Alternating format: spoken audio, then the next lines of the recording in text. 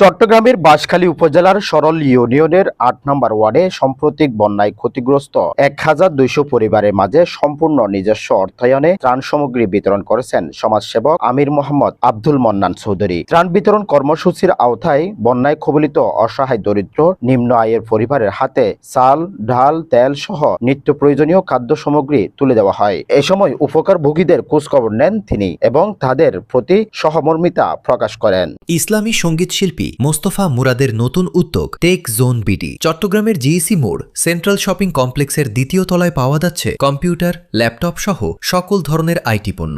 দোকান নম্বর ৩৬। নিশ্চিত গ্যারান্টি, বিশ্বস্ত সেবা এবং সারা বাংলাদেশে online delivery. Tech zone BD, প্রযুক্তির বিশ্বস্ত ঠিকানা। আজকেই চলে আসুন। আমির মোহাম্মদ আব্দুল মন্নান চৌধুরী বলেন, দুর্যোগের সময় সমাজের বিত্তবান ও সামর্থ্যবান মানুষের উচিত মানবিক দায়িত্ববোধ থেকে ক্ষতিগ্রস্ত মানুষের পাশে দাঁড়ানো। মানুষের দুঃখ সময়ের পাশে থাকতে পারাই সমাজের সবচেয়ে বড় তৃপ্তি। ভবিষ্যতেও এই ধরনের মানবিক কার্যক্রম অব্যাহত রাখার চেষ্টা করব ইনশাআল্লাহ। ত্রাণ সামগ্রী পেয়ে উপকারভোগীরা সন্তোষ ও কৃতজ্ঞতা প্রকাশ করেন। তারা জানান, বন্যার কারণে তাদের অনেকেই চরম দুর্ভোগের মধ্যে পড়েছেন। এই সহায়তা তাদের জন্য অত্যন্ত উপকার হয়েছে।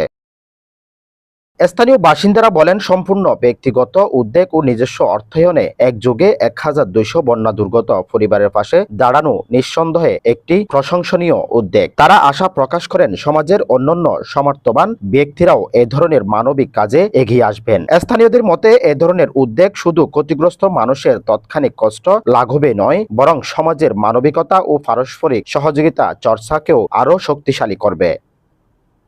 News desk, Chittagong.